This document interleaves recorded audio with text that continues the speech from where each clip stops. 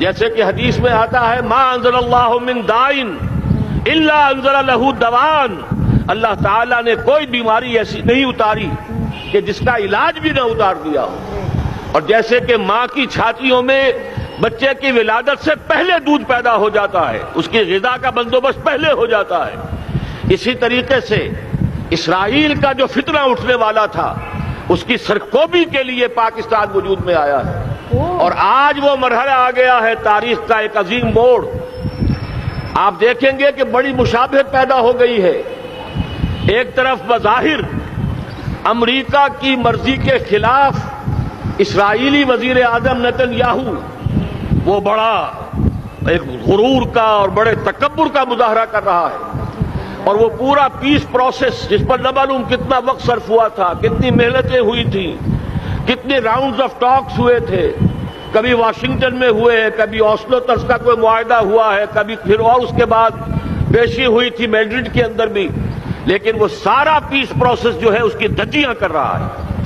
وہ وقت بالکل قریب نظر آ رہا ہے کہ یروشلم کے مسئلے پر وہاں بٹی دہک اٹھے گی، اور احادیث نبویہ میں جو خبریں دی گئی ہیں کتاب الملاحم کی احادیث میں معلوم ہوتا ہے کہ اب اس کا آغاز ہونے والا ہے۔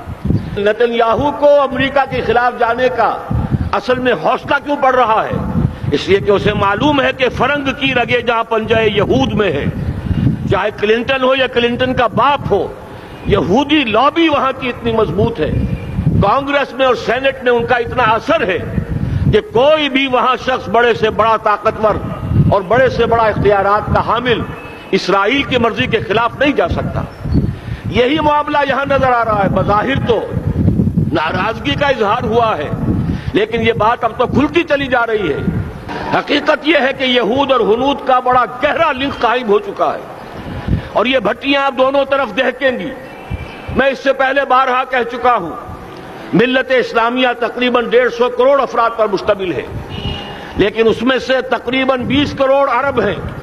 ان کو اللہ نے خصوصی فضیلت دی تھی، یہ تھے کہ جن کی زبان میں قرآن نازل ہوا، خود محمد عربی صلی اللہ علیہ وسلم عرب تھے، انہیں جو فضیلت عطا کی تھی، لیکن بدقسمتی سے اس دور میں آ کر بھی انہوں نے آزادی حاصل کرنے کے بعد بھی اپنا قبلہ درست نہیں کیا۔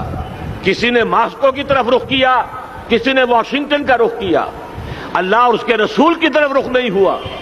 واقعہ یہ ہے کہ مجرم ہیں۔ دوسرے بڑے مجرم 150 کروڑ میں سے 10% یہ 15 کروڑ مسلمان ہیں۔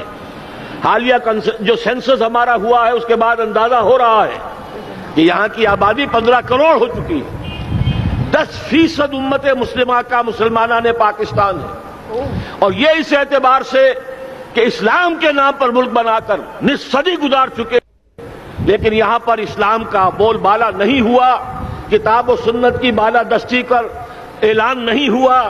دستور میں ساری اسلامی دفعات موجود، لیکن اس کے ساتھ ہی ایسے خلا موجود، چور دروازے موجود کہ کوئی دفعہ بھی مؤثر نہیں ہے۔ یہ منافقت کا پلندہ لے کر ہم چل رہے ہیں اس دستور کو، اس دستور مملکت پاکستان کو۔ لہذا واقعہ یہ ہے کہ یہ بھٹی جو ہے اب ہماری آزمائش کے لیے آگ آد ابراہیم ہے، نمرود ہے، کیا کسی کو پھر کسی کا امتحان مقصود ہے؟ اس لیے میں نے وہ آیت بھی آپ کو سنائی، وَلَنَبْلُوَنَّكُمْ بِشَيْءٍ مِّنَ الْخَوْفِ وَالْجُوعِ۔ آج کی صورتحال پر غور کیجئے، کس درجے یہ الفاظ ہمارے جو ہیں